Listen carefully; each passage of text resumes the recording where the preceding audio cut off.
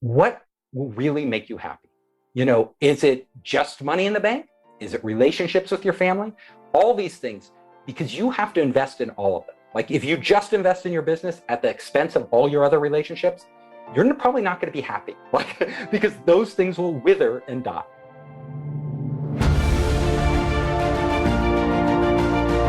Hello and welcome to the Daily Helping with Dr. Richard Schuster. Food for the brain, knowledge from the experts, tools to win at life.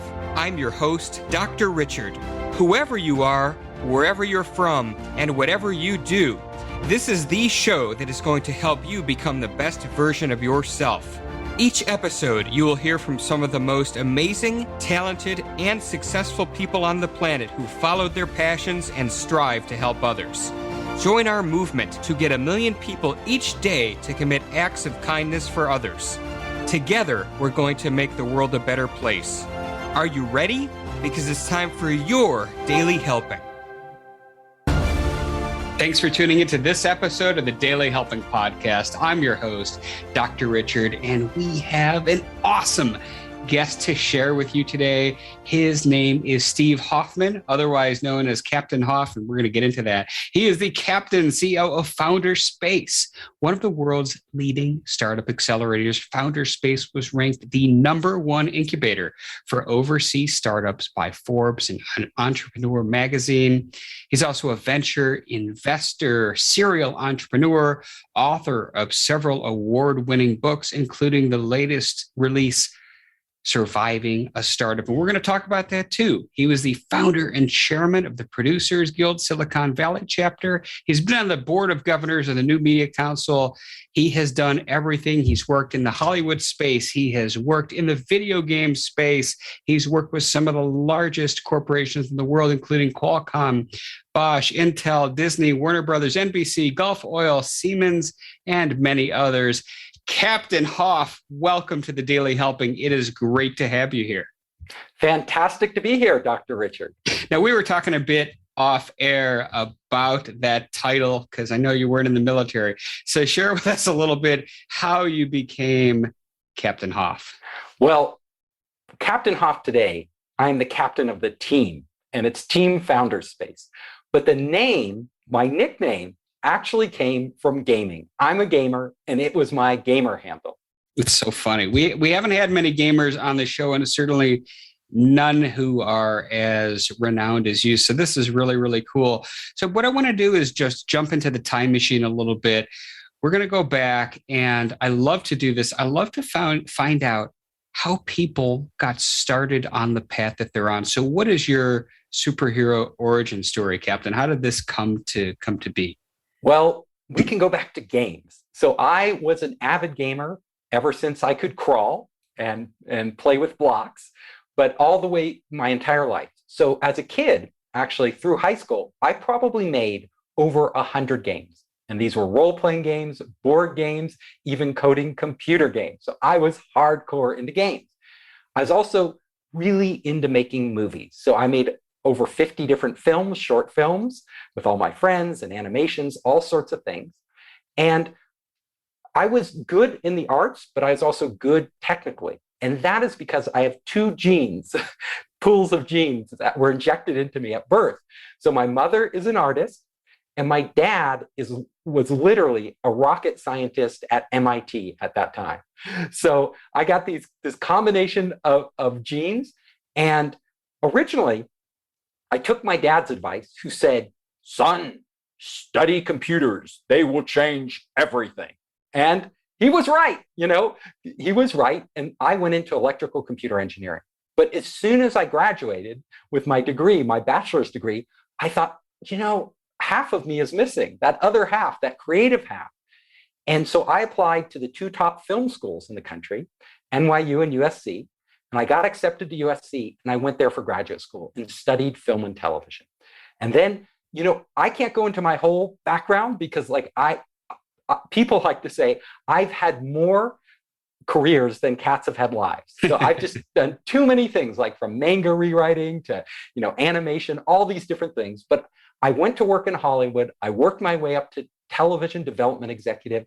Then I met the founder of the game company at the time, Sega. And he wanted somebody from Hollywood to jump to Japan to come up with new ideas for games. So I did that, had an amazing time in Japan.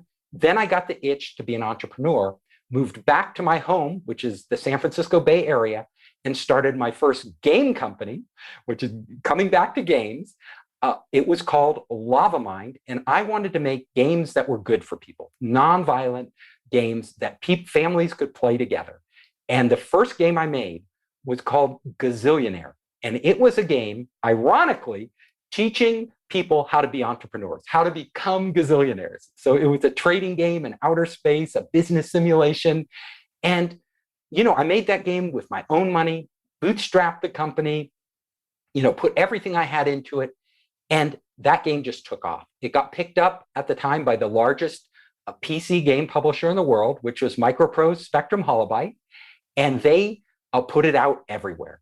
And so Gazillionaire did well. And we made a series of these business simulation games. And then the internet came along. So I'm dating myself. The internet came along and I couldn't resist that. So I got together with friends and we launched an internet company. I did 3 different internet companies, venture-backed companies. Then after my 3rd company, I decided that, to take a break. It was just so much, I've been working like nonstop. So I took a break and my friends started to come to me and said, Captain Off, which was my gamer handle. Can you help me? Can you help me write a business plan? Can you help me, figure out how to talk to investors? All the different things entrepreneurs need at the early stages. So I started to help my friends and they all had similar questions. So I posted those to my blog and I called my blog Founders Space. And sure enough, people started to come to that blog because all of these questions and answers were there from entrepreneurs. And before I knew it, I was setting up roundtables with entrepreneurs, introducing them to investors and lawyers and marketing people. And then that evolved into a startup incubator and accelerator in San Francisco. We got a space. And then people from all over the world at that time were coming to Silicon Valley to figure out the magic formula. And we became really well known because we ended up focusing on all these entrepreneurs coming from overseas, helping them land in Silicon Valley and launch their companies. And that today, if you look at Silicon Valley, over half the successful startups have a founder from overseas. So it's Silicon Valley is a global community. And then we start branching out. And today we have over 50 partners in 22 countries around the world. And our mission has been to help entrepreneurs grow and launch their companies. I love this. I got to ask a couple questions.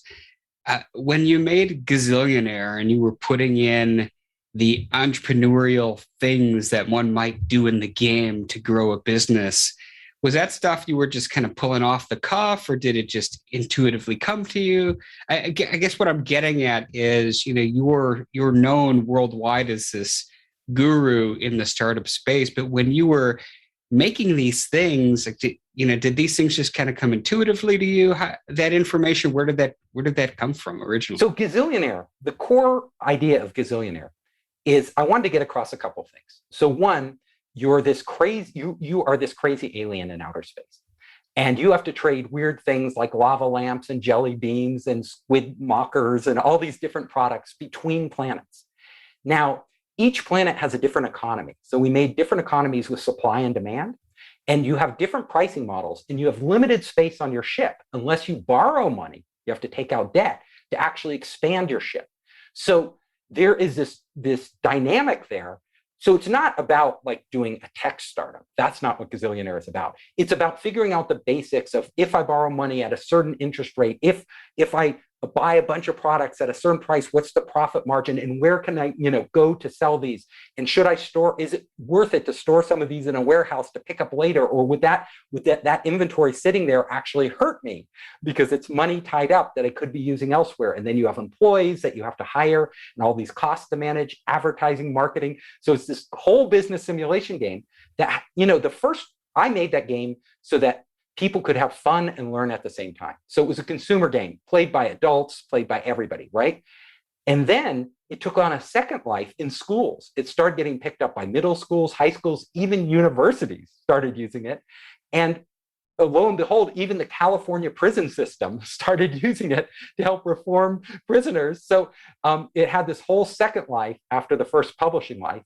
And then now it's been decades later, but it's still on Steam. Like, we put it on Steam and it's like the original game and people are still playing it. So it's really fun. That's really cool. And I don't want to spend too much time on video games, but I did actually recently see on Netflix this documentary of how Sega, which was relatively unknown here in the United States, used some really interesting strategies to capture a large percentage of market share. So were you one of those early guys in there helping like develop Sonic and all of those things when the Sega Genesis was really breaking through? I came in just after they hit their peak. So I wasn't one of the early guys. So I jumped on like just when Sega surpassed Nintendo. And then my job was I was the only foreigner in our division. So my job was to come up with new ideas for new games that we could make.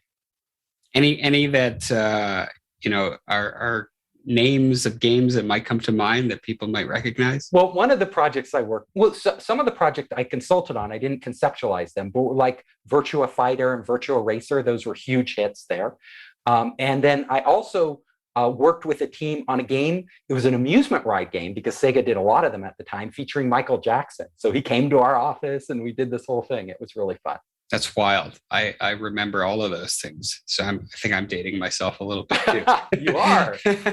So, but in doing this and making these three companies, and you became this resource, and then you put it out on the blog that you made. I want to talk a little bit about surviving a startup, because I know that was recently released. And I'm curious, what was your impetus for writing that book? So I wrote Surviving a Startup basically to take all the knowledge I had over decades of doing it myself, like being in the trenches with startups, both bootstrap startups and venture funded startups, as well as today I work with hundreds of entrepreneurs, every year all around the world. And I see the roadblocks they run into. I see the problems they're having. And I also see what they do right. So I wanted to just take and distill all that knowledge and put it into one book, like one book that has everything that I have learned, so that it could benefit other entrepreneurs. And I will tell you, when you're an entrepreneur out there, it really pays to educate yourself. Because I will tell you, the biggest mistakes I made when I started was thinking I knew more than I did. Like you go in there, you jump in there, you're enthusiastic, but there's no reason to repeat mistakes other people have made. There are plenty of new ones to make on your own. And I just wanted to help people do that one thing. And was this book, was the plan always to release it now? Did COVID impact the schedule at all? It didn't. No, the plan was to release it now. I was going to do it no matter what. It was really just the point. COVID actually accelerated it, if anything, because I had more time to write. So I had more time to get it done.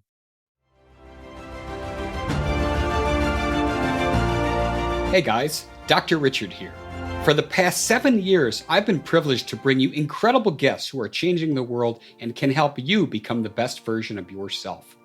I'm really excited to share with you a new quiz that I created based on my clinical training that will curate for you a custom list of my top episodes and actionable strategies to help you wherever you are on your journey. All you need to do is go to drrichardschuster.com to take it, and it's 100% free. You'll be taking the next step on the journey to unlocking the power of you, and I can't wait to see where you'll go.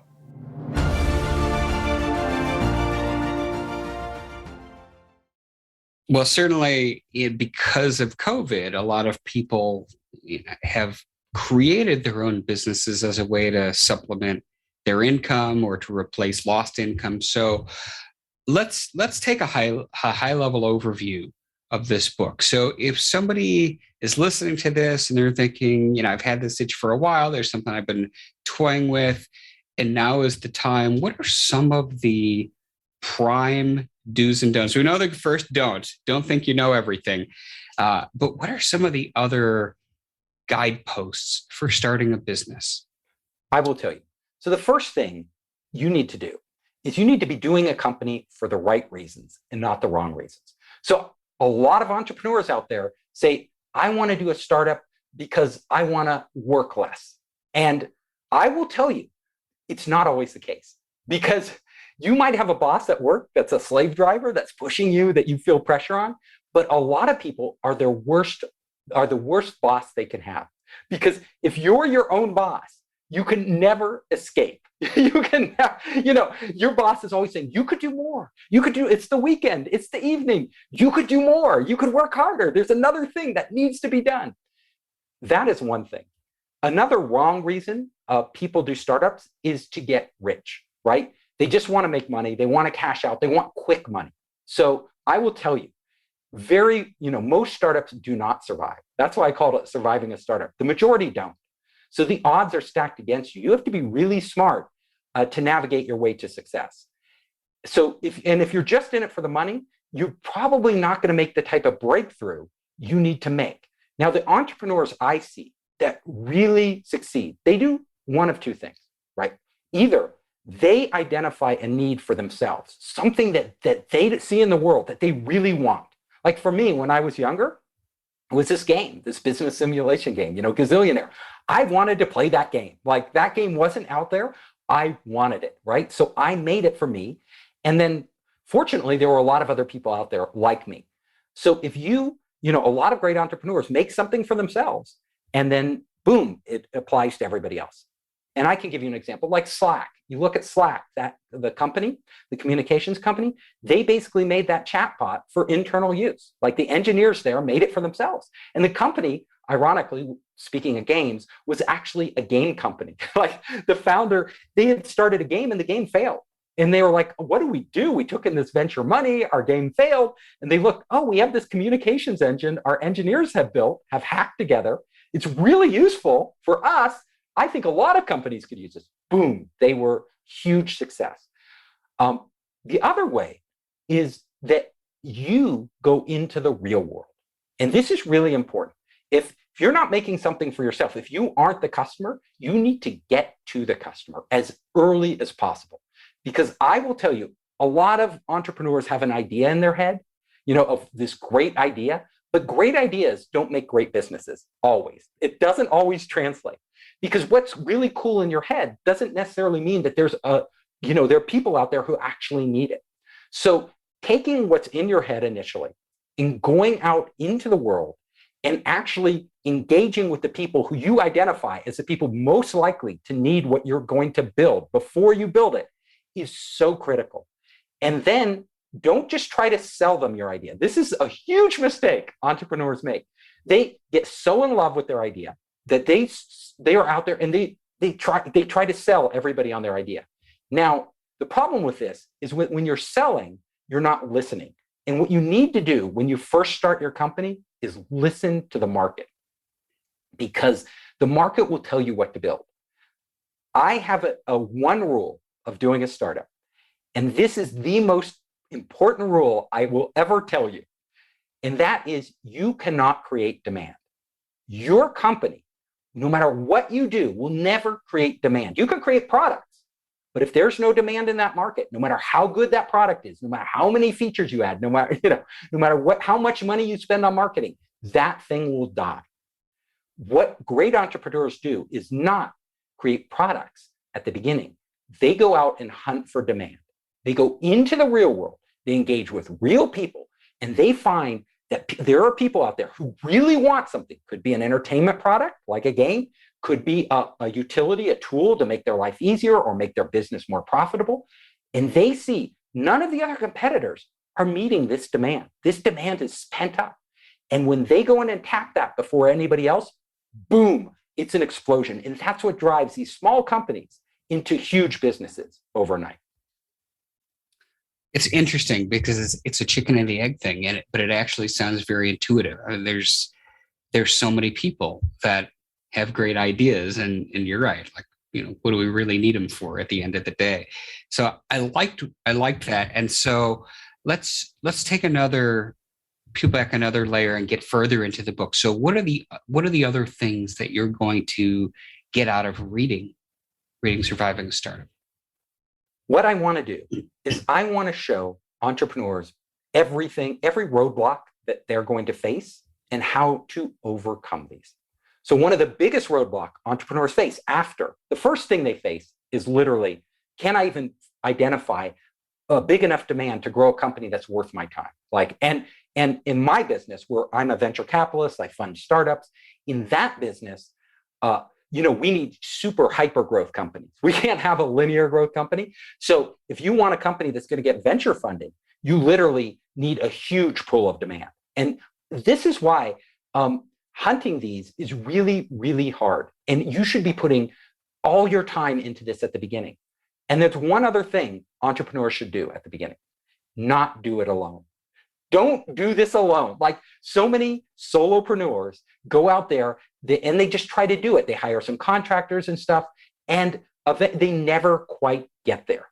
So I tell people, if you're going to build a big company, like a company that, grows, goes public, gets acquired, if that is your goal, if you want to build a home business, fine, you can go it alone, right? But if you want to build a big company, the most important thing you can do is get the right people on at the very beginning. Because these people, not you, will determine the success of your company.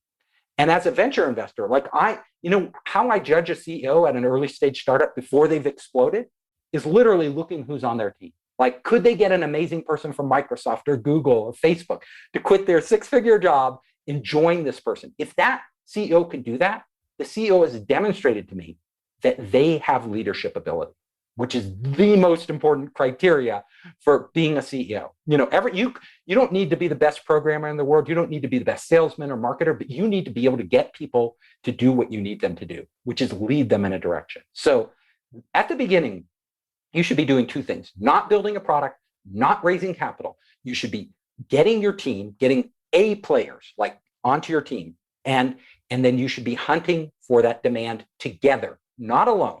All of your brains together, working on figuring out the puzzle. Because when you figure out the puzzle, that will be it. And then as soon as you do, that team comes into play again. Because I've seen teams that had really identified a great market. They had a brilliant idea, but the team wasn't good. And invariably, they will start to run with it and drop the ball. They will fumble the ball, and somebody else will pick it up and score. You need to be the team that either gets the ball first and goes straight to a touchdown, or picks up a ball somebody else dropped and brings it all the way. That's what you should do. So that leads me to an interesting question, because you very clearly said, don't focus on raising capital yet. And so if one's not focusing on raising capital, and they're bootstrapping this business and funds are really limited, what's the best way to deal with it? How do you make your money go further in this space? This is what I tell entrepreneurs. If you're not already rich, or you don't have wealthy parents or wealthy friends who can just hand you a big check, which is most of us when we start, was definitely me. If you're not that person, what you need to do is pick an idea you can do with your sweat equity, and the sweat equity of other people you bring onto the team, right? And I always say, when you're out getting team members, get the best people. Don't compromise. Don't get, your cousin or your friend from, high school, who might be really nice people, but aren't the people you actually need to build a great business. Get the best people you can, and then make sure they're not curious about what you do. They don't want to dabble in it. They don't want to work in it part-time while they're at Google and kind of help you out. They're committed. Get people who are committed for the long run. You all go into this together and you figure it out. That is really important. The other thing for kind of making your money go, so first of all, scale your idea to your funds, right? If you want to build a rocket ship to Mars, well, leave that to the Elon Musks and Jeff Bezos of the world. They can do that. For you, pick something you can do. And then on your second or third startup, you could do something that requires more initial capital. That's number one. Number two, you can raise money, but you have to be careful. So don't expect you're going to raise money. It always takes longer than you think it will. It's always more painful, for everybody, every entrepreneur I know. And you can read about all these entrepreneurs being funded with millions and hundreds of millions of dollars. But, when it's kind of binary, either it's really, really, really hard to raise money, or it's super easy. Everybody's chasing you because you figured it out. So, when you really need that money, that's when the venture capitalists, aren't there. because they're not that adventurous. They don't want to, they don't want to take a chance. They want to wait until you've proven to them that your business is real. That's when they get excited and they all run to those companies. So before you can do that, and if you don't have rich friends or relatives, what you need to do is you need to literally plan on spending at least a year figuring out the market and building your first minimum viable product or prototype to get to market, to get enough data out there. Your job as an entrepreneur, I always say, is to, at the very beginning, is to gather information. Because, it doesn't matter how hard you work. You can work day and night on something, but if you're going the wrong direction, if you don't have the right information, if you haven't figured out something special like that opportunity, then you can work forever and go nowhere. But if you figure it out, and that requires really going deep, deeper than anybody else has, because literally, a company, I have another rule. I have so many rules. They're all in the book, so you don't have to write them down. But my other rule is there's really only two ways to break through. Only two ways for a startup team to break through. Number one is that you don't make a product that is incrementally better than everything else out there. You don't, like if you make, let's say you want to make a new email application and break into the email market. Well, if you make an email application that's a little better than Gmail, maybe has some other few cool features, who's going to use it? Like none of us are going to switch, right? We don't want to switch. Nobody wants to switch from what they're using unless it's exponentially better, an order of magnitude better. Like it has to be like so good, you're like, okay, I'm ditching Gmail, right? Even though I've been using this forever, I'm going to do this one because this is just amazing. Or else, the only other way to break through is it needs to be different. It needs to be a product that adds a core value that's so valuable to the end user that they will say, I will use this in addition to Gmail. Like I'll keep using Gmail, but this thing is so valuable and does something different that I'm going to use both for my communication. That is like literally, if you haven't accomplished one of those, then you don't have a business. And I see so many people who have these businesses that are a little different or a little better, go nowhere. So at the beginning, those are the things you need to figure out. And then you need to budget time for that. Like it takes time. Like it doesn't happen overnight. It's an incremental process of discovery and information gathering and trial and error.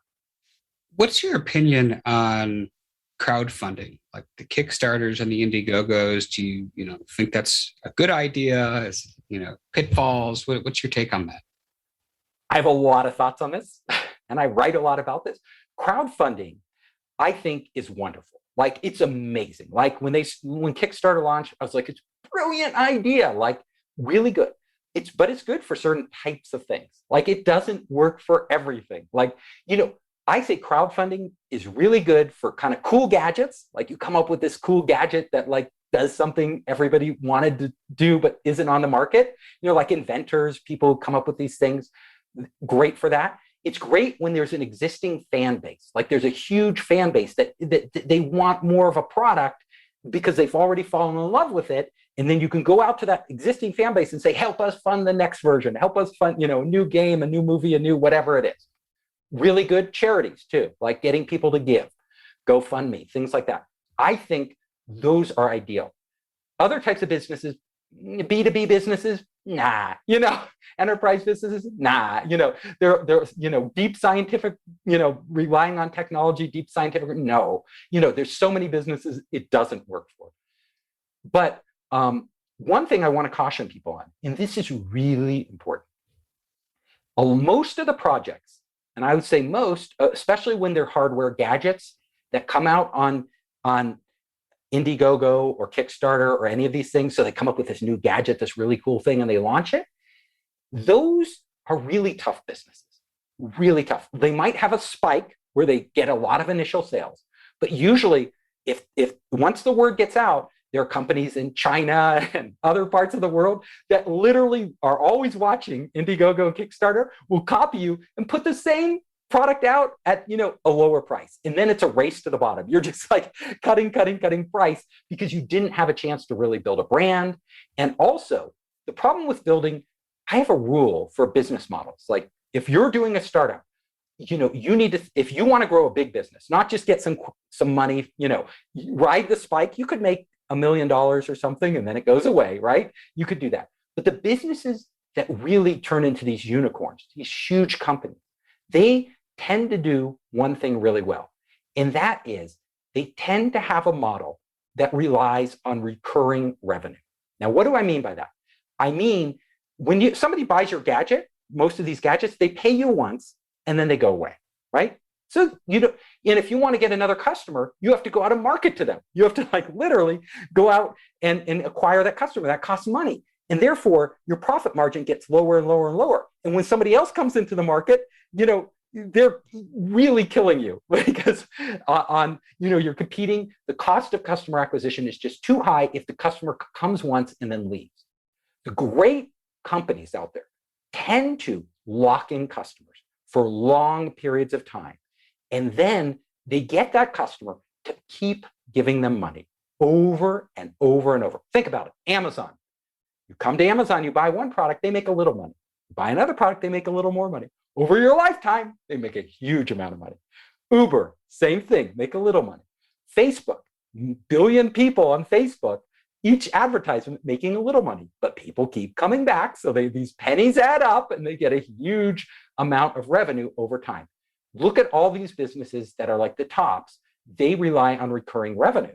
So think about that. When you're building your business, I say do two things. One, if you want a great business model, look at how you can get customers to pay you over and over again, and how the more they use your product, the more valuable it becomes. The more people using your product and the more time they invest into your product, the harder it is for them to leave. Then no other company from China or somewhere else can come and steal those customers. Those are great businesses. I love that. This time, Captain Hoff has flown by, and I love calling you Captain Hoff, by the way. As you know, I wrap up every episode by asking my guest one question, and that is, what is your biggest help in that single most important piece of information you'd like somebody to walk away with after hearing our conversation today? The single most important thing I want you to walk away with is understand who you are. First of all, what will really make you happy? Is it just money in the bank? Is it relationships with your family? All these things, because you have to invest in all of them. Like if you just invest in your business at the expense of all your other relationships, you're probably not going to be happy, because those things will wither and die. Also, who are you? Do you have it's okay to have a dream of being an entrepreneur, but can you handle stress well? Are you very flexible? If you aren't flexible, if you can't handle a lot of stress, you might be better at a job that's more routine or supporting an entrepreneur, like joining a startup a little later. This self-knowledge, take the time to do this because it will benefit you much more than almost anything else you do in life. And the other thing you need to identify is, where are you great? What things do you do exceptionally well that you actually enjoy doing? Because if you can focus on those, your chance of being successful is so much higher. And your chance of actually giving back to the world, helping the world, will be so much better. I'll give you one example. I wanted to be a writer for a period of time when I went to film school. I wanted to write, but I'm not a great writer. So not fiction, that is. I'm pretty darn good at nonfiction, but fiction, I just didn't have it. So I had to realize that and shift my focus to where I could really make an impact. And that's my advice. Fantastic. Tell us where people can learn about you online and get their hands on your book. If you want to reach me, just go to founderspace.com.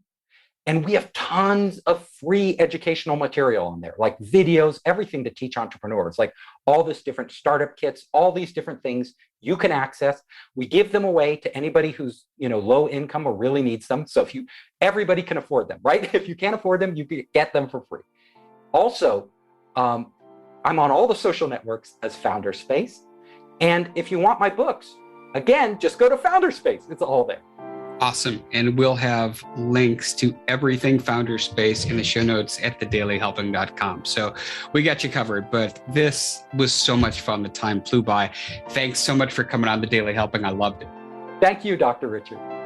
And thanks to each and every one of you as well who chose to take time out of your day and listen to our chat here today. If you like what you heard, go give us a follow on Apple Podcasts and leave us a 5-star review, because that is what helps other people find the show. But most importantly, go out there today and do something nice for somebody else, even if you don't know who they are, and post it in your social media feeds using the hashtag MyDailyHelping, because the happiest people are those that help others.